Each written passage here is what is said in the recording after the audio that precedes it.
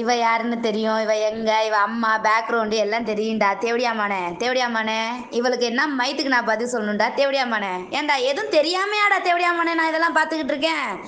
ஏண்டி நீ தேவடியாடி என்ன எதுக்குடி தேவடியாமன்னு சொல்ற? ஏண்டி நீ ஒரு நல்ல குடும்பத்தில் பிறந்த பொம்பளைங்க யாருமே இந்த தேவடியாமன்லாம் பேசவே மாட்டாங்க. நீ பேசி பேசி உன் மானத்தை நீ ஆல்ரெடி மானங்கட்ட நாயி.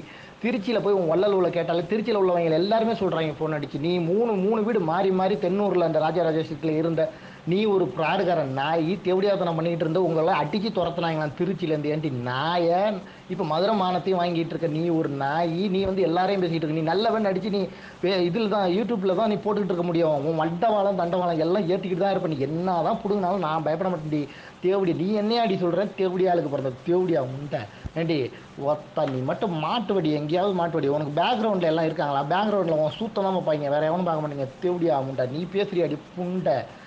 நான் வந்துட்டு உனக்கு கெட்ட வார்த்தை பேசக்கூடாதுன்னு பார்த்தா ஒன்றை மாதிரி நாடு மாதிரி நாய்க்கெல்லாம் வந்துட்டு கெட்ட வார்த்தை பேசுகிறது தப்பே இல்லடி. தேவடியா என்னை திட்டினதுனால தான் உன்னை திட்டுறேன். ஆனால் நீ வந்துட்டு நிறைய விஷயத்தில் மாட்டுவேன். ஒத்தா உன்னை விடமாட்டேன். எங்கடி ஃபோனை வச்சுட்டு வர்ற ஒத்தால போட்டு ஒக்க வாடி. தேவடியா முண்டை வா வா வா. நீ என்னென்ன பண்ண? நீ பாண்டிச்சேரியில் என்ன பண்ண? எல்லா இதுலையும் எனக்கு தெரியும். மகாபலிபுரத்தில் என்ன பண்ண? என்ன இதில் நீ வந்து லாட்ஜாக சுற்றின நாய், புரோக்கர் நாய். நீ வந்து என்னையடி சொல்கிற?